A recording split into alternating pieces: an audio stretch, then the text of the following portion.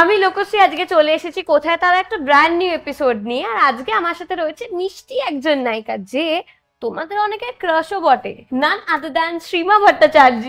Welcome to the show Shrima, কেমন আছো? ভালো আছি, গরমে সার্ভাইভ করে যাচ্ছি, এটাই মেইন কথা। আর তুমি বলো, তুমি কেমন আছো? ওই যে সার্ভাইভ করছি আমরা। এনিহাও, ঠিক আছে।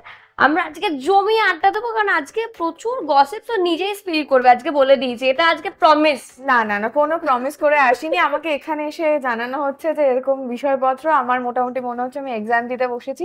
লেটস সি এক্সাম কেমন যায়। অভিনয়ে আসা কিভাবে? অভিনয়ে আসা, স্কুল লাইফে ছোটখাটো স্কুলের নাটকগুলো করা হতো, রিসাইটেশন করতাম, অ্যাঙ্কারিং করতাম, তো সেভাবে কোনোদিনও ভাবিনি যে অভিনয় করব। আমার ছোট থেকে ইচ্ছা ছিল হচ্ছে অ্যাঙ্কারিং করা। তারপর হঠাৎ করে যেটা হয়, কলেজে উঠলে বিভিন্ন কলেজে যাওয়া শুরু হয়, বিভিন্ন কলেজে ফেস্টে যাওয়া শুরু হয়, বিভিন্ন কলেজে গিয়ে আড্ডা মারা শুরু হয়।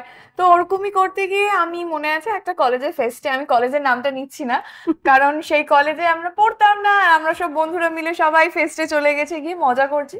সেখানে একটা কোম্পানির নিউ ফেস হান্ট চলছিল। তো আমার বন্ধুরা লাইক, যা যা যা যা যা, কি আর হবে, যা না, ছবি তো তুলছে সবার।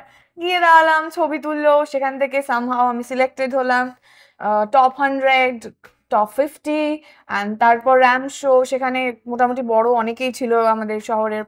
তো উইনার হলাম, অ্যান্ড আস্তে আস্তে আমি জানি না কিভাবে কোথা থেকে আমার নাম্বার বা নামের কথা জানতে পারলো। তো আমার ফার্স্ট কাজ যেটা টেলিভিশনে, সেটা আমার এসভিএফ এর সাথেই করা। তো আমার তখন সবে নতুন কলেজ লাইফ, মানে বন্ধুদের সাথে আড্ডা মারা, একদম গঙ্গার ঘাটের ধারে কলেজ। তো পুরো বিষয়টা পজ, সারা দিন গিয়ে বসে রয়েছি, মেকআপ করাচ্ছে, বিভিন্ন রকম হেয়ার হচ্ছে, কি হচ্ছে বেসিক্যালি, না আড্ডা মারা হচ্ছে না কিছু, কাউকে চিনি না, সবাই ভালো আছিস, ভালো আছে, ওর চিনতেও পারছি না, তো কি করে বলবো।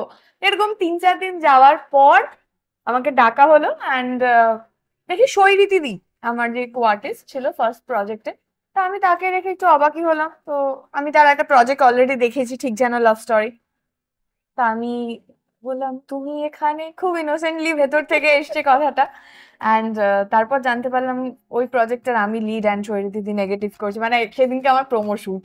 সো লিটারালি লাইক, আমি জানতাম না যে আমি মানে all of a করতে sudden করতে কিভাবে আমার প্রজেক্ট স্টার্ট হয়ে গেল। It's like